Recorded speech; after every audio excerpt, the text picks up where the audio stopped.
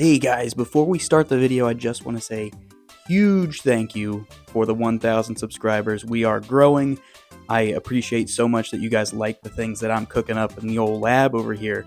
But I am planning a 1,000 subscriber special, so I need some help.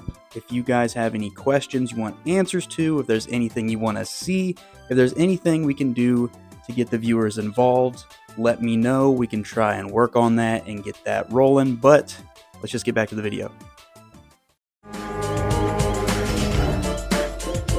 Viewer beware.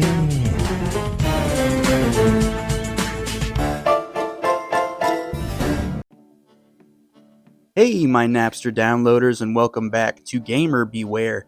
It's the only show where we go over each and every game in the Goosebumps franchise, and tonight we have Goosebumps the game. Now, you may notice there are some time differences between these games. In 1997, we had Attack of the Mutant, then 11 years later, in 2008, we had Horrorland, and then 7 years after that, we're finally getting this, the Goosebumps game. Kind of phoned it in on the name, huh?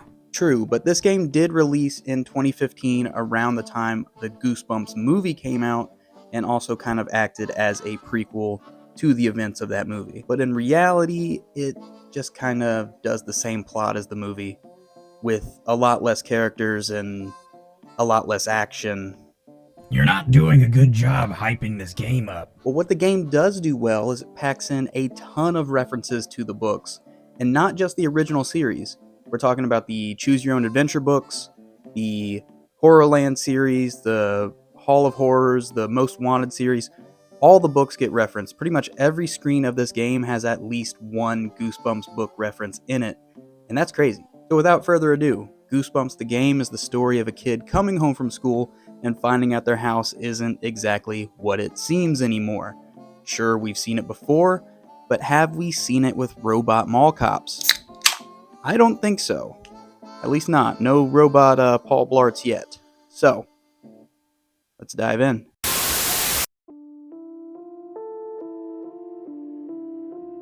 The tale opens as we follow two delivery truck drivers with a haunted haul of horror goods. The drive is going routinely until they hear a loud crash.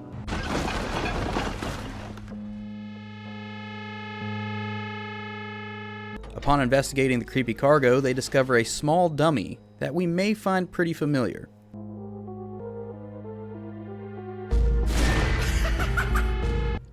The next day we begin the game as our character is finally let out of school, but we forgot our phone, so we need to head back in and grab it from our locker. Our phone acts as our map and a lifeline to call for tips on puzzles, so pretty vital information. Anyway, we head back home, taking a shortcut through the woods, noticing the missing dog with a reference to Gigi from the Horrorland game. After crossing the bridge, we see a creepy man at the crossroads blocking our path. If we try to sneak around him,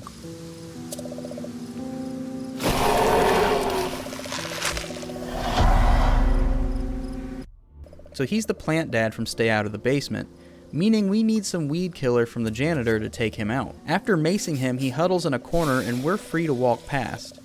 Eventually getting to our suburb, we notice the road is blocked by the delivery van from the intro, so we check out the wreckage.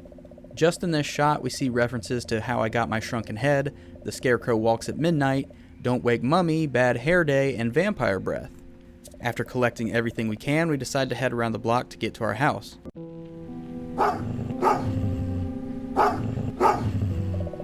After we get over the shock from Fifi attacking us, we can start to notice our house is looking a little strange. But the front door is locked, so we head around back for the spare key that we keep in an old soda can for some reason.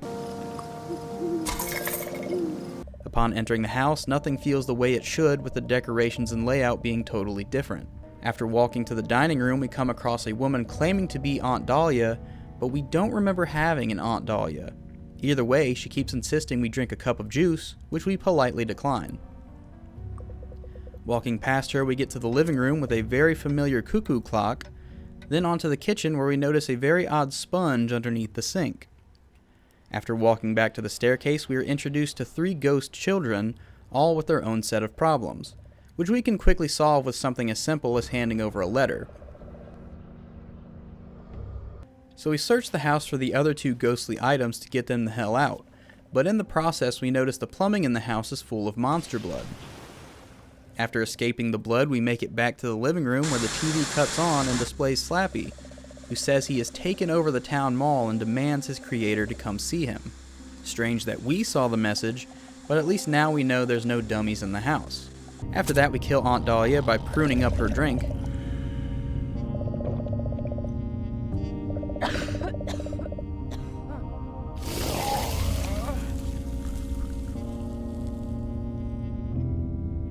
Then we head upstairs where our reflection is giving us the side eye, so we shatter the mirror.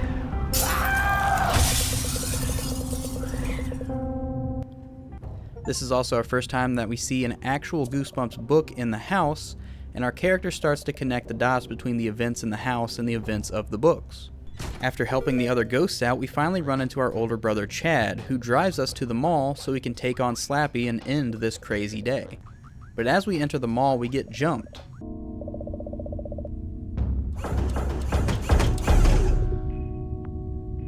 The security guard is nice enough to let us off with a warning, but he follows us around the entire mall, so we make it quick by finding R.L. Stine's pseudonym in the phone book and giving him a call about Slappy's misbehavior. We decide to stall Slappy until Stine arrives, and we think we saw him at the bookstore, but that's the original living dummy, Mr. Wood.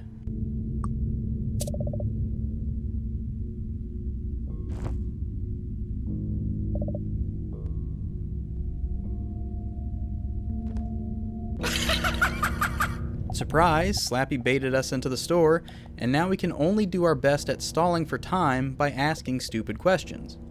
But that only works for so long before Slappy attacks.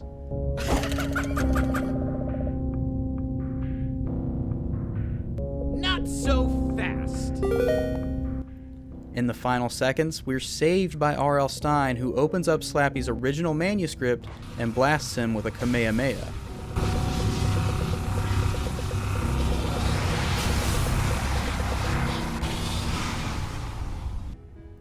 With the evil doll defeated, R.L. Stine tells us good work and says he must move himself and his daughter out to Madison ASAP, leaving us behind.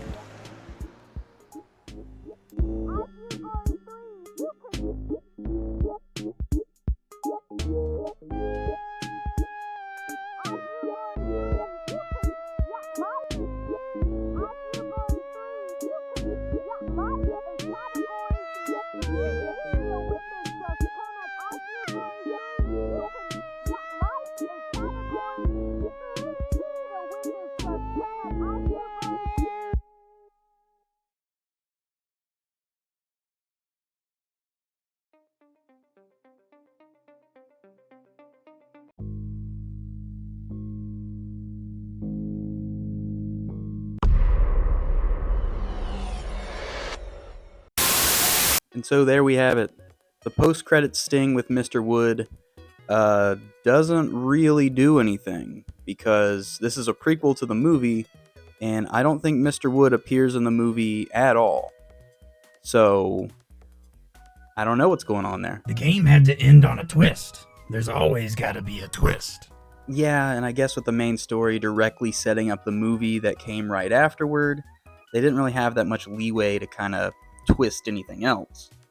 And I mean, the game really didn't do all that much different from the movie. I mean, Slappy breaks out of his book, he tries to release all the others, he feuds with R.L. Stine locks him up, bing bang boom. The biggest difference between this and the movie is that it seemed like more items from the books came out here, whereas in the movie more of the monsters came out. I mean, sure, we saw Slappy and Aunt Dahlia and the plant dad, but I mean, there's no like werewolf or haunted mask or any like giant threat. I mean, we did run away from monster blood at one point, but not quite the same. It just felt slower than the movie, and definitely slower than the other games. It decided to focus more on puzzles, and while the puzzles were cool in the fact that if you were familiar with the books or the series or anything, you kind of figured your way out based on your prior knowledge to the series already. So it kind of rewarded fans in that way, but the puzzles themselves weren't super interesting to solve. And also, there are almost no animations in this game, so once you did solve it, nothing really happened. I mean, you got like a text box that said you solved the thing or blank blank blank it happened, and that's all you really get to reward you for solving these puzzles, and that's kind of lame. I think I fell asleep just watching you play. It was just a little monotonous at times. I mean, the budget was clearly very low. There is no voice acting or very little voice acting. Same with animations, very little animations. Sound design was pretty basic in general. It just seemed like a game made on the cheap and quickly cashed into the movie, which used to be a trend in like the PS2, GameCube, Xbox days. Whenever a big blockbuster movie came out, they always had the tie-in games like X-Men or like the early Marvel movies like Iron Man 1 and 2. They always launched one of those out there just to, get some of that merchandising money back in. And that's really what this felt like, but it released in 2015, which you would like to think we were past that at this point. And even though the constant references to the book are cool, they're just not cool enough to elevate this from being more than a cheap, bad puzzle game. And so for that, I have to give Goosebumps the game 1.5 out of 5 stars. Check it out. And maybe one of these days, the amount of books that you read will save you from a haunted house situation. Let's just hope you read something relevant and not 50 Shades of Grey, or else things will get a little freaky. If you know what I mean, and I think you do. But I'll see you guys next time on viewer and or gamer beer, whichever one happens. I think it's a game next, but I don't know. I don't make the rules. I'll see you guys on the next one. Thank you for subscribing.